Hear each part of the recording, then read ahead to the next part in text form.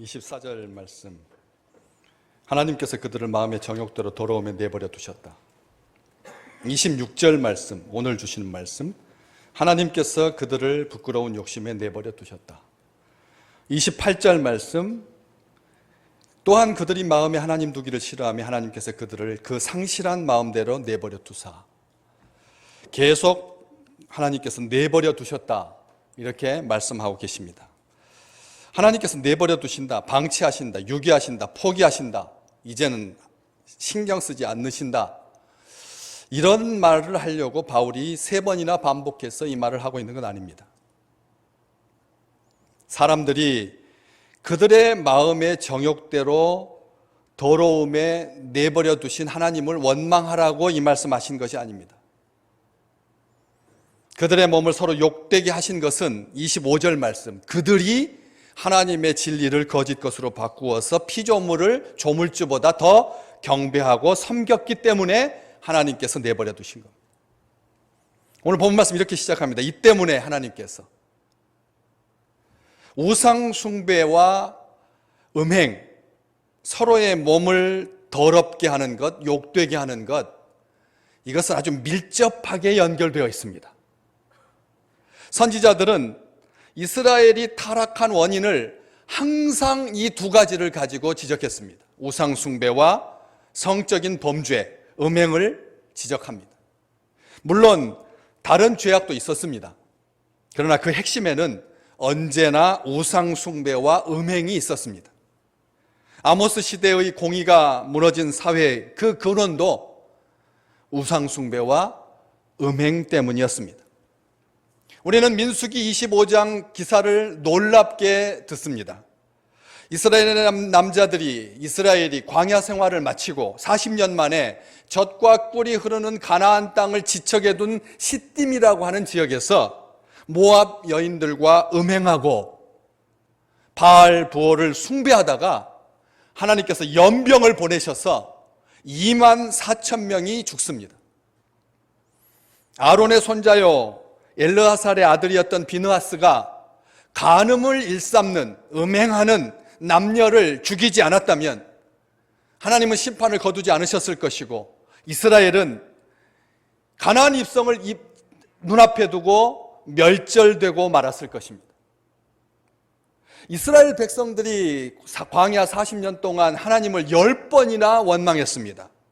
10번이나 라고 하는 말은 완전하게 하나님을 불평했다는 말씀입니다. 선대에만 있었던 일이 아닙니다. 조상들이 하나님 앞에 우상 숭배하고 음행함으로 말미암아 멸절된, 멸망한, 하나님의 심판을 받은 하나님의 진노 가운데 있었던 그런 과거의 역사를 말하고 있지 않습니다. 40년 동안 윗세대는 다 세상 떠났습니다.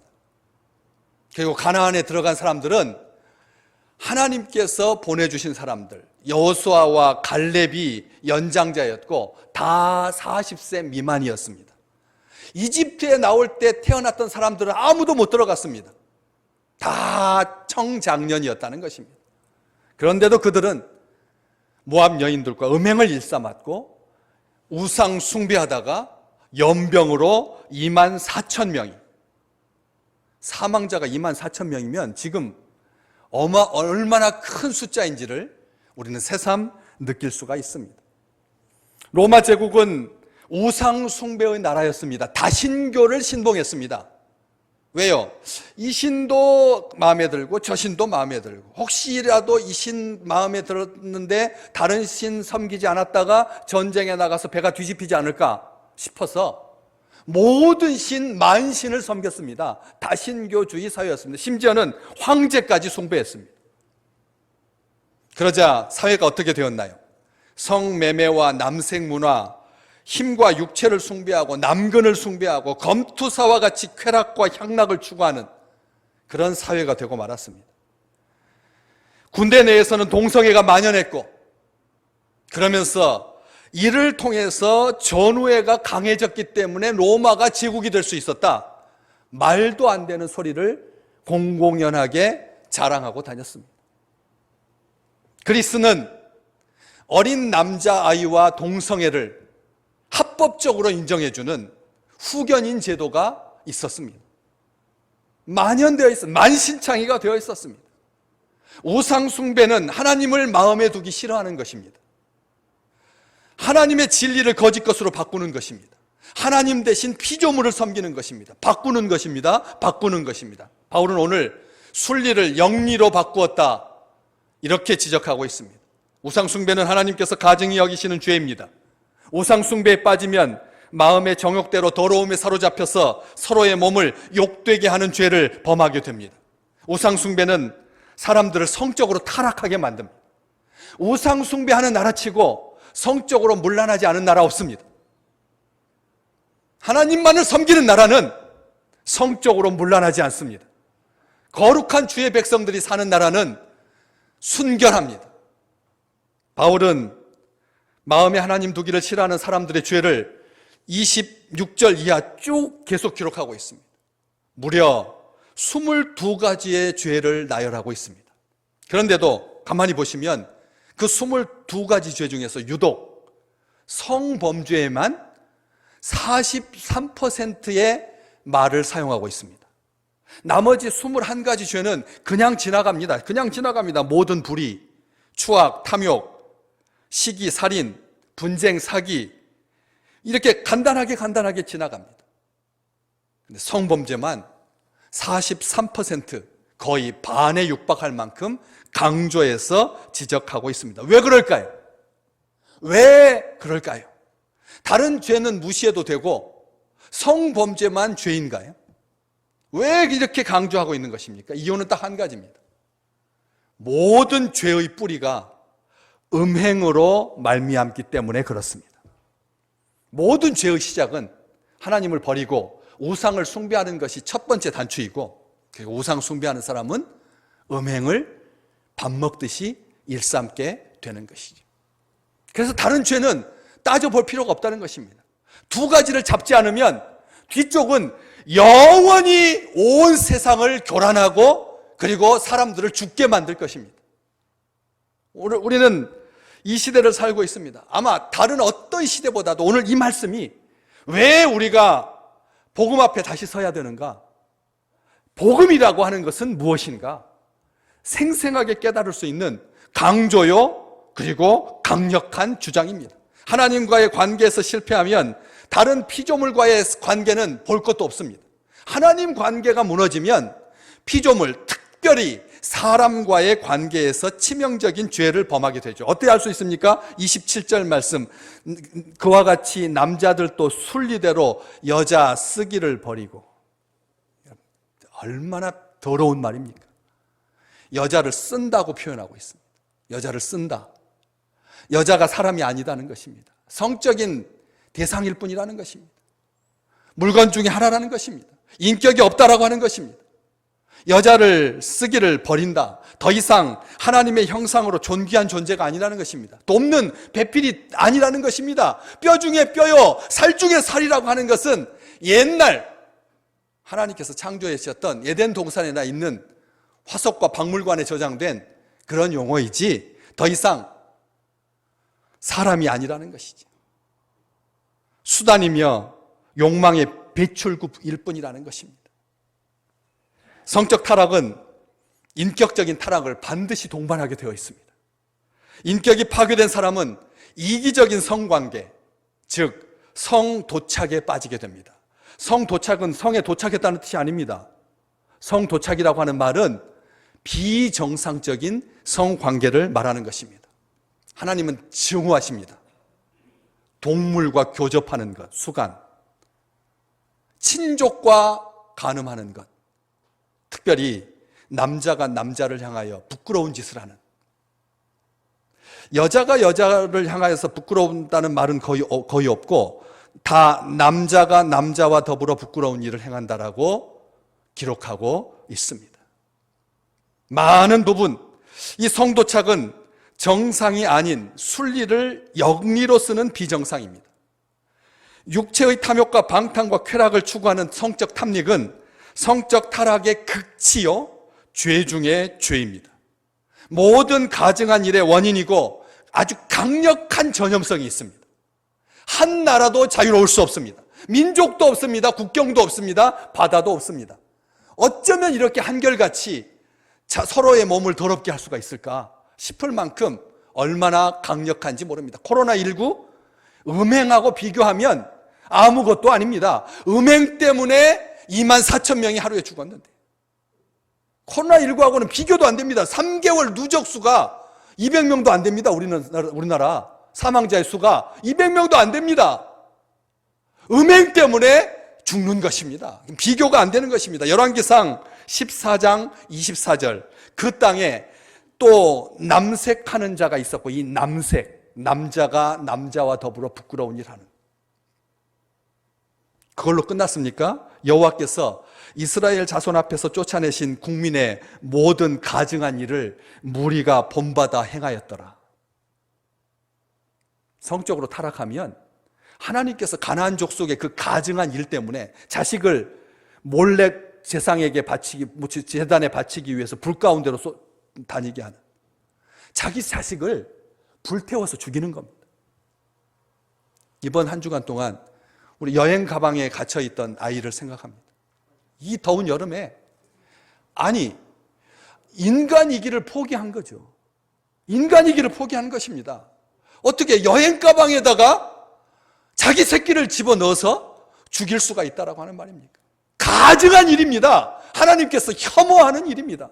그게 무엇으로 말미암습니까? 또 그 땅에 남색하는 자가 있었고 성범죄는 무수한 잔혹한 범죄들로 이어질 수밖에 없습니다. 거미줄처럼 얽힐 수밖에 없다라고 하는 것입니다. 소돔성은 동성애가 만연해 있었습니다. 하나님은 그 소돔성을 유황불로 태워 없애버리셨습니다.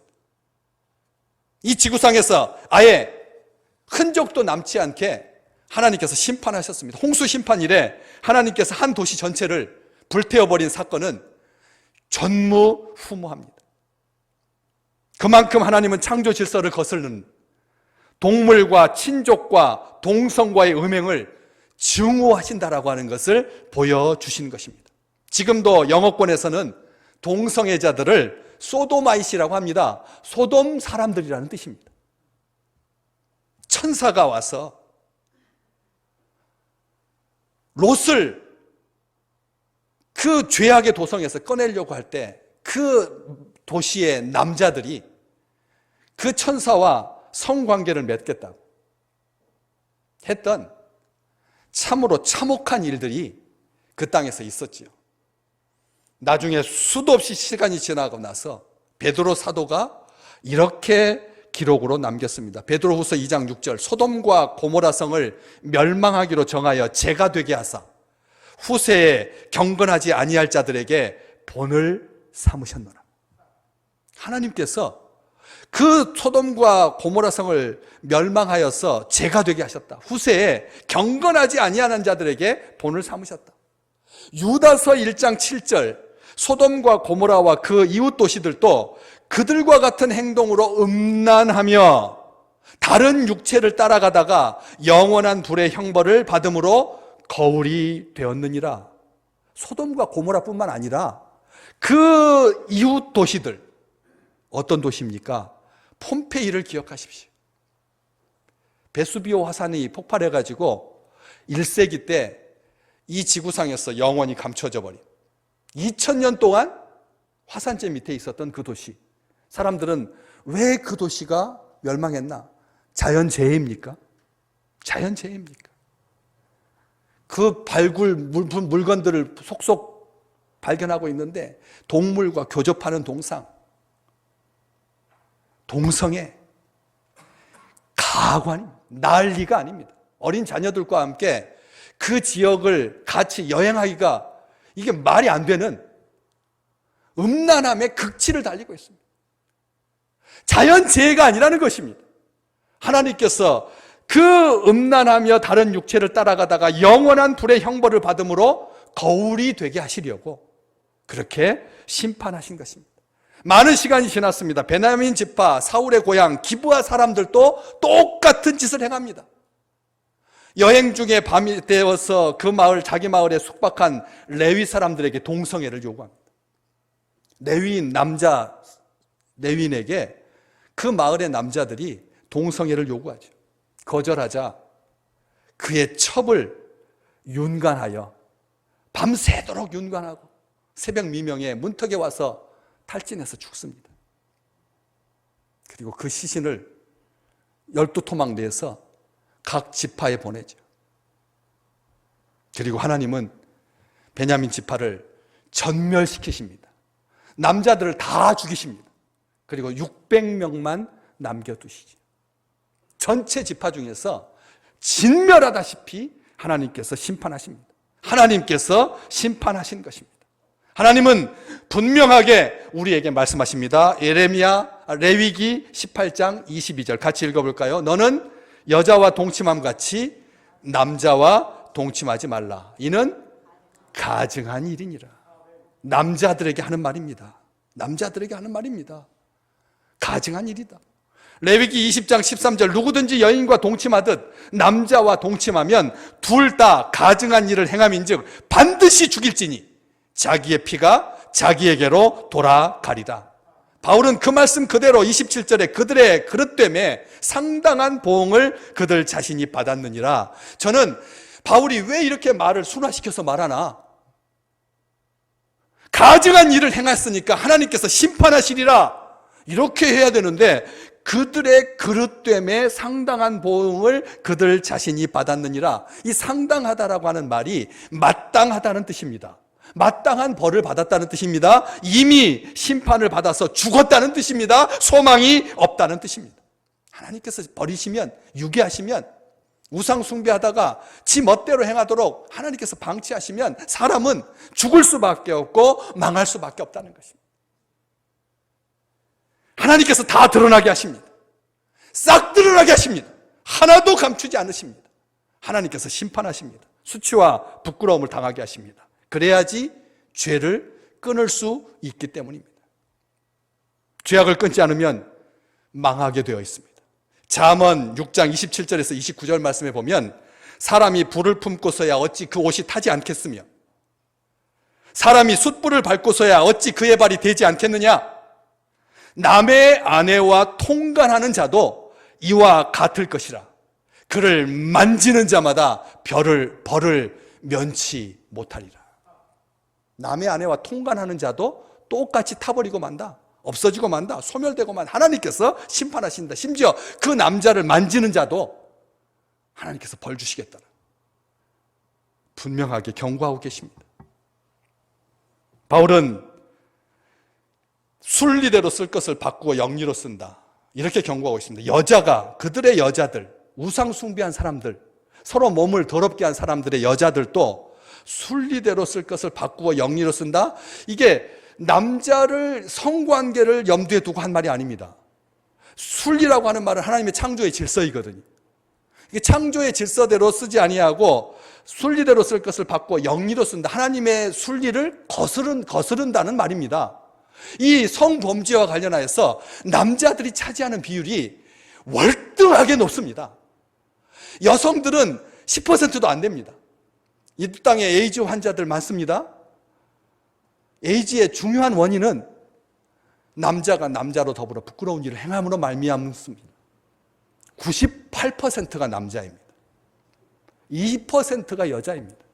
바울은 여자들이 부끄러운 짓을 한다고 하지 않습니다. 여자들은 단지 순리대로 쓸 것을 바꾸어 영리로 쓴다. 하나님의 창조의 질서에 어긋나게 그렇게 산다는 뜻입니다. 반면 남자들은 그와 같이 남자들도 순리대로 여자 쓰기를 버리고 서로 향하여 음욕이 불릴 듯하며 남자가 남자와 더불어 부끄러운 일을 행하며 하나님을 거부하고 창조된 성 역할을 의도적으로 바꾸고 거부하는 것이고 그러므로 말미암아 심각한 혼란에 빠지게 된다는 것입니다. 성적 왜곡 현상은 반드시 우상 숭배로 말미암습니다. 우상 숭배는 바꾸어 쓰는 것입니다. 우상 숭배자들은 하나님을 우상으로 바꾸었습니다. 하나님의 진리를 거짓 것으로 바꾸었습니다. 결국 순리를 영리로 바꿔 쓰다가 멸망을 자초하게 되는 것이죠. 2017년 유명한 잡지죠. 내셔널 지오그래픽지는 성혁명이라고 불리는 현상을 조명하는데 1월호 전체를 할애합니다. 편집자들은 인간이 만든 다양한 성 정체성을 대표하는 사람들을 취재하고 유수한 대학의 전문가들에게 인간의 성에 대한 자문을 구했습니다. 잡지는 다양한 성적 취향을 지칭하는 용어들을 사용했는데 화면에 보시는 것처럼 우리에게 익숙한 단어는 딱 두 개밖에 없습니다. 트랜스젠더하고 퀴어. 요 두 가지만 알고 나머지는 저는 다 모르겠더라고요. 낯선 단어들입니다. 에이지젠더, 시스젠더, 바이젠더, 안드로진, 퀴어, 젠더 퀴어, 인더섹스, 인터섹스 난 바이너리, 스트레이트, 그리고 트랜스보이, 트랜스걸. 하나도 못 알아듣겠습니다. 연구에 따르면 미국 정부는 이러한 성 정체성과 동성애 문제를 다루는데 1200억 달러를 사용했다고, 벌써 몇 년 전입니다. 1200억 달러를 사용했다라고 보고하고 있습니다. 그 많은 돈이 하나님이 창조해 주신 섭리에 반하여 성적인 취향과 성자기 결정권을 위해서 사용되었다는 것입니다. 창세기는 분명하게 말합니다.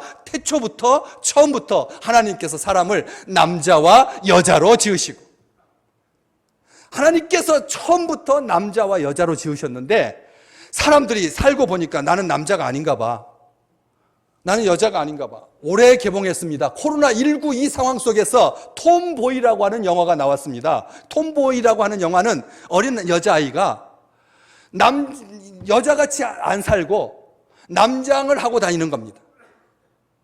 수긍하지 못하겠다는 겁니다. 하나님께서 나에게 결정해 준 성대로 살지 못하겠다는 것입니다.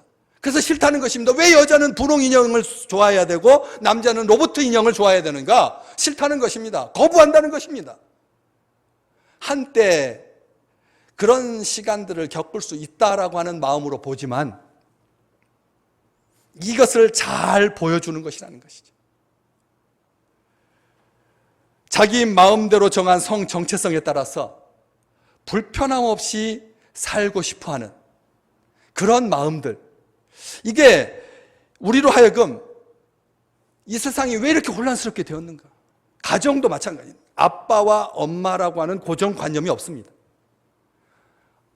둘 다 여자고, 부모님이 둘 다 여자거나 둘 다 남자거나, 이번 심지어는 여자 둘이 결혼해가지고 아이를 입양해서 남자와 결혼해가지고 부모가 셋이 된, 이게 도대체가 사람은 어디까지 나갈 수가 있는가?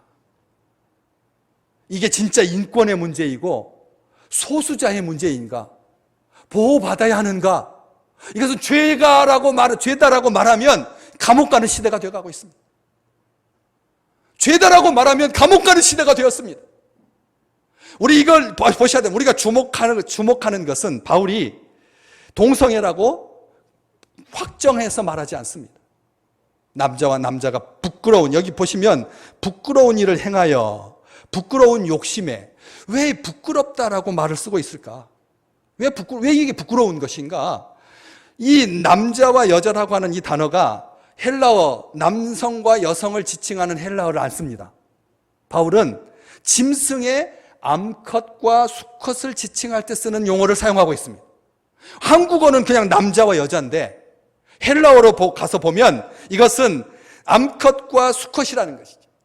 변태적인 정욕으로 행하는 끔찍한 성범죄는 인간을 짐승보다 못한 존재로 전락하게 만들기 때문에 남자라고 쓰여 있지만 그 속에는 이미 하나님의 형상을 닮은 대로 존귀한 자가 아니라 짐승과 짐승보다 못한 존재로 전락하고 만다는 것입니다. 우상 숭배하면, 하나님을 우상으로 바꾸고 피조물을 조물주보다 더 경배하게 되면 부끄러운 욕심에 사로잡혀서 서로를 짐승보다 못한 존재라서, 차라리 짐승은 이세를 얻기 위해서, 종족을 보존하기 위해서 그때만 성을 사용합니다. 그런데 이 사람은 하나님을 떠나고 하나님을 마음에 두기 싫어하면 그때부터는 난장판이 돼요. 성적 쾌락에 탐닉하게 돼요. 짐승보다 못한 존재로 전락하고 만다는 것이죠. 성도착, 변태적 성욕을 부끄러운 욕심이라고 말하고 있습니다. 욕심, 이 부끄러운 욕심, 말이 너무나 부드럽죠. 성도착이라고 하지 않습니다. 변태적 성욕이라고 하지 않습니다. 향락으로 치닫는 더러운 욕심, 병적인 욕심이, 헛된 욕심이, 이런 욕망에 사로잡히면 온갖 방탕과 부끄러운 죄를 저지르면서도 부끄러운 줄 모르기 때문에 부끄러운 욕심이라는 것이죠. 서로가 음욕이 불릴듯 일어나서, 그래서 부끄러운 일이라고 27절에 바울은 한 번 더 부끄럽다라고 말하고 있습니다. 차마 입에 담기도 부끄럽고 수치스럽다는 것입니다. 부끄러운 욕심이라고 말합니다. 탐심은, 욕심은 모든 불안의 근원이 됩니다. 끝없는 욕심으로 빠지게 만듭니다. 그것은 기만과 파괴를 부릅니다. 탐욕은 우상숭배의 한 부분이 아닙니다. 골로새서 3장, 탐심은 우상숭배니라. 같은 우상숭배라는 거죠.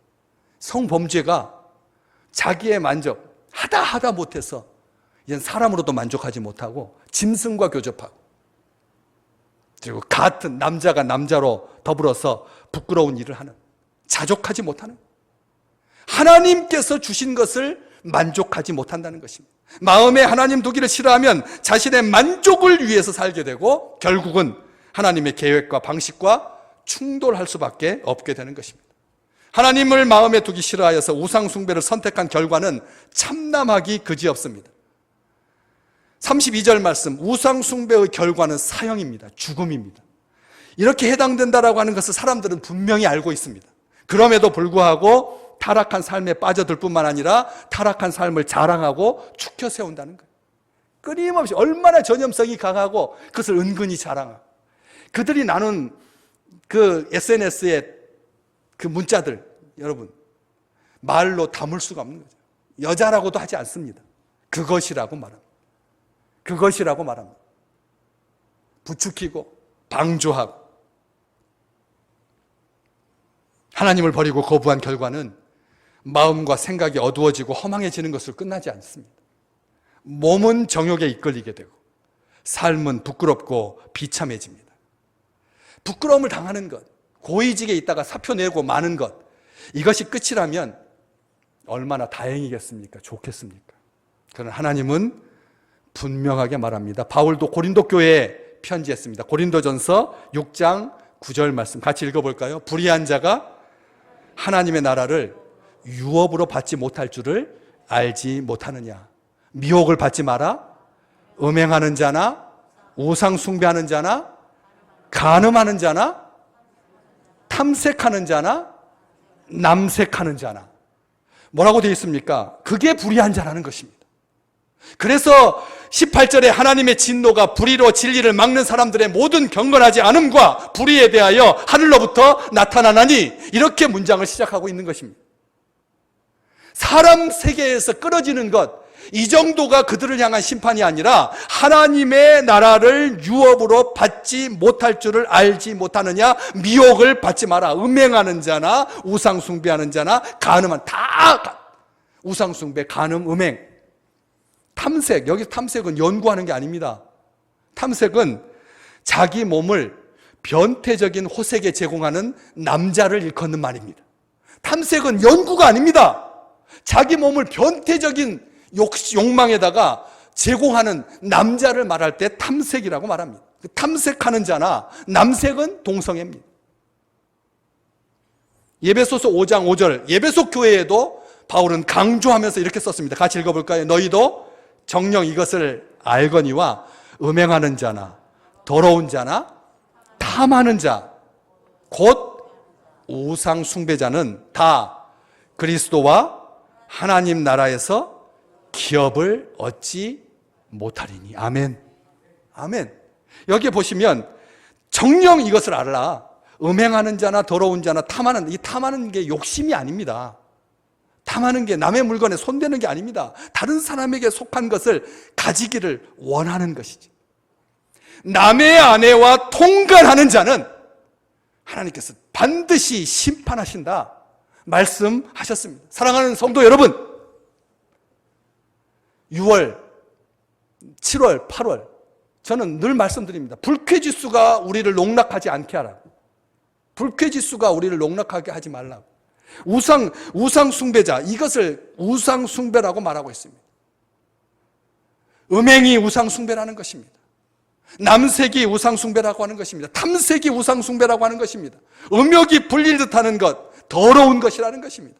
우리 주님은 한결같이 말합니다. 하나님을 마음에 두기 싫어하여서 진리를 거짓 것으로 바꾸기 시작하면, 우상으로 바꾸고 진리를 거짓으로 바꾸면 사람도 바꾸게 되고 물건도 바뀌게 되고 순리를 영리로 쓰게 된다. 그래서 에베소 교회 바울은 이렇게 말하지요. 같이 읽어보겠습니다. 음행과 온갖 더러운 것과 탐욕은 너희 중에서 그 이름조차도 부르지 마라. 이는 성도에게 마땅한 바니라. 아멘. 우리 교회 사랑합니다. 우리 교회를 축복합니다. 그러나 달리는 말에 채찍을 가하듯이 하나님께서 말씀하십니다. 우상 숭배는 음욕과 같은 거라. 음행은 멸망을 자초하는 거라. 그러니까 하나님께서 심판하시는 거라. 돌이킬 거. 자기 몸에 짓는 죄, 이 음행으로부터 하나님께서 우리를 순결하게 지키셔서 예배 드릴 때마다 하나님 앞에 부끄럽지 아니하고 하나님 앞에 거룩한 성도로, 순결한 신부로 영원토록 하나님을 즐거워하고 하나님의 이름을 기억하며 하나님께 감사하고 하나님을 영화롭게 하는 순전한 주의 백성들 되시기를 주의 이름으로 축복합니다.